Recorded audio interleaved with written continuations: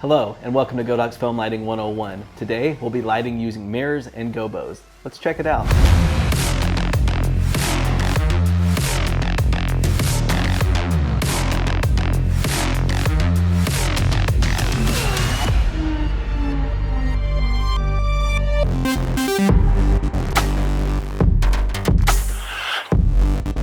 As a filmmaker, it happens more than I'll ever admit. But how many times have you shown up at a film location, sight unseen, and the location is, well, boring? Luckily, there are some lighting tools we can experiment with to give any location some character of its own. In this episode, we're going to transform this boring location into something with a little more life. So here's what the location looked like with the house lights on when I started out. Pretty dull. Everything from the floor, to the walls, to the bookshelf were all the same color. This place definitely needed some definition. I found a lamp that I thought would be nice to use as a practical source. So that's the first thing that I placed. I then built the lighting around this source. From here, I wanted to add some shape to the bookshelf in the background. I took a Godox SZ150R and angled it from the direction I wanted my motivated light to come from.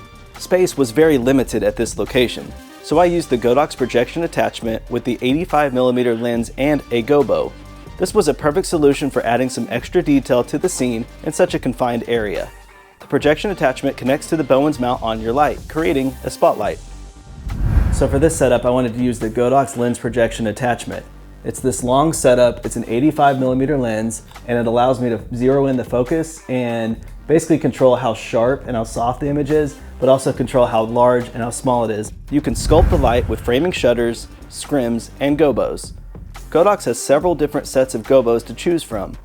These gobos cut the light in various shapes and patterns, creating a nice lighting effect. For this shoot, I used a gobo that I thought helped mimic shadows that flowers and trees would cast across the background. So the Godox gobo creates a really cool effect, such as this one across the back wall here. This light was set to daylight balance of 5600K and 100% power. From here, I added a Godox UL150 as my key light.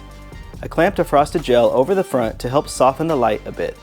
I then set up a Godox 5-in-1 reflector directly in front of the UL150. The white screen helps diffuse the bright light while also casting motivated ambient light across the side of the room and subject, similar to how a window would. The diffusion it creates also helps soften the light for better skin tones on the subject.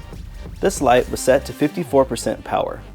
So one way to create realism in your setups is to actually use mirrors on set. So right here I have a Godox ML60, I'm bouncing light off the mirror onto the table, and it's creating a cool scattered light effect, kind of similar to the sun through a window. This helps add reflections and realistic motivated textures throughout the scene.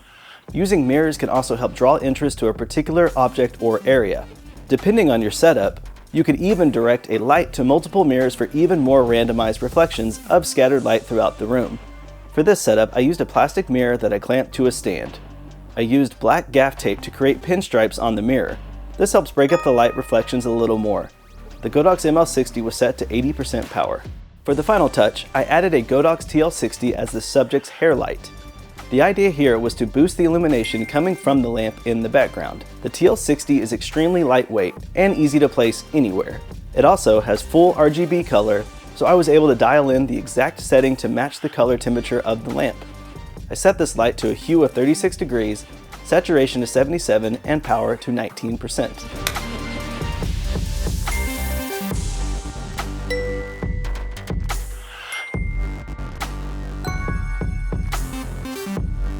And there you have it. Using gobos and mirrors is a great way to add some character to any scene.